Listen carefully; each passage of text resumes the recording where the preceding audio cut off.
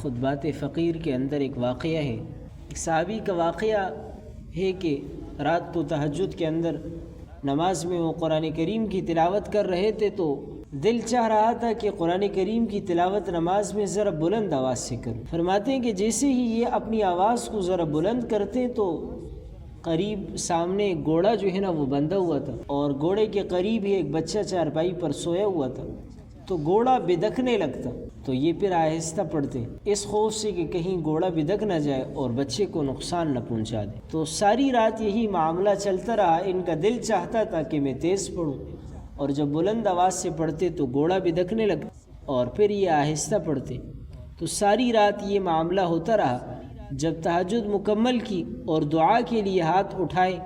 تو کیا دیکھتے ہیں کہ ستاروں کی مانند روشنیاں ہیں جو اس کے سر کے اوپر آسمان کی طرف واپس جا رہے ہیں۔ یہ ان روشنیوں کو دیکھ کر حیران ہوئے۔ جب انہوں نے دعا کر دی، دعا کے بعد جب انہوں نے آسمان کی طرف دیکھا تو بہت ساری روشنیاں انہیں نظر آئیں، کہ جو روشنیاں اب آسمان کی طرف واپس جا رہی تھی اس کے سر کی طرف سے۔ صبح ہوئی تو صحابی نبی اکرم صلی اللہ علیہ وسلم کی خدمت میں حاضر ہوئے اور عرض کیا کہ اللہ کے محبوب صلی اللہ علیہ وسلم، میں نے رات کو تہجد اس انداز سے پڑھی کہ بچے کے خوف کی وجہ سے آہستہ پڑھتا تھا اور جی چاہتا تھا کہ ذرا آواز کے ساتھ پڑھوں، مگر دعا کے وقت میں نے کچھ روشنیاں آسمان کی طرف جاتے دیکھی۔ انہوں نے اللہ کے نبی علیہ السلام کو رات کا پورا ماجرا سنایا کہ رات کو میرے ساتھ یہ معاملہ پیش آیا۔ اللہ رب العزت کے محبوب صلی اللہ علیہ وسلم نے ارشاد فرمایا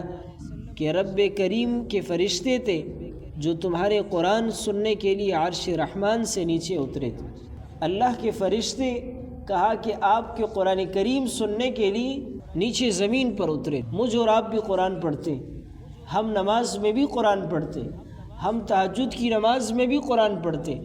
لیکن ہمارے قرآن پڑھنے میں وہ کیفیت اور طاقت نہیں، ہم اپنے قرآن سے اپنے دل کو منور نہیں کر سکتے۔ چھ جائے کہ ہمارے قرآن سننے کے لیے اللہ کے فرشتے اترے، چھ جائے کہ ہم فرشتوں کا وہ نور دیں گے، ہم بھی تو قرآن پڑھنے والے لوگ ہیں، لیکن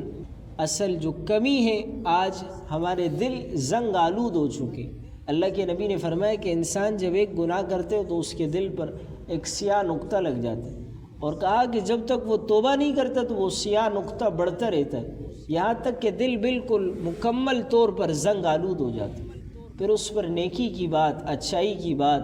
اثر نہیں کرتی۔ تو ہمارے دل زنگ آلود ہیں، قرآن پڑھ کر ہمارے آنکھوں سے آنسو جاری نہیں ہو۔ حضرت عکرمہ رضی اللہ تعالی عنہ،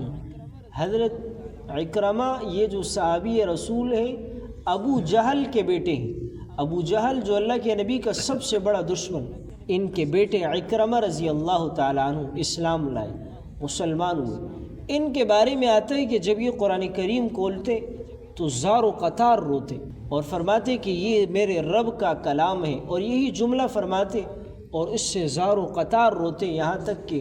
غشی طاری ہو جاتی ہے۔ والد ایک ظالم اور ایک جابر اور اتنا بڑا کافر، لیکن اللہ نے بیٹے کو اسلام کی دولت سے نوازا تو قرآن کریم سے ان کی عجیب محبت تھی۔ تو ہم بھی اپنے دلوں کے اندر قرآن کریم سے محبت پیدا کریں۔ تو جب اللہ کے نبی علیہ السلام سے یہ پورا واقعہ ان صحابی رسول نے بتایا تو اللہ کے نبی نے فرمایا کہ یہ رب کریم کے فرشتے تھے جو تمہارے قرآن سننے کے لیے عرش رحمان سے نیچے اتر آئے۔ فرمایا اگر تم اونچی آواز سے قرآن پڑھتے رہتے تو آج مدینہ کے لوگ اپنی آنکھوں سے فرشتوں کو دیکھ لیتے۔ اللہ کے نبی نے ان سے فرمایا کہ اگر آپ صبح تک اسی طرح اونچی آواز سے تلاوت کرتے تو مدینہ کے سب لوگ اپنی آنکھوں سے اللہ کے فرشتوں کو دیکھ لیں۔ تو یہ بہت بڑی فضیلت کی بات ہے،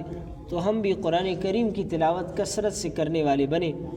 روزانہ 24 گھنٹوں کے اندر ہم ایک وقت مقرر کریں کہ ہم قرآن کریم کا ایک حصہ تلاوت کریں۔ اللہ نے ہمیں جتنا وقت دیا ہے ہم اس کے مطابق، اگر ایک سپارہ کر سکتے ہیں ایک سپارہ تلاوت کریں، نہیں کر سکتے آدھا سپارہ کریں، یہ بھی نہیں کر سکتے ایک رکوع تلاوت کریں، لیکن ضرور کریں۔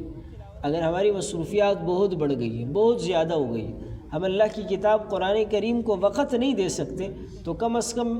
اتنا تو حق ضرور ہے کہ ہم 24 گھنٹوں کے اندر قرآن کریم کی ایک آیت تلاوت کریں۔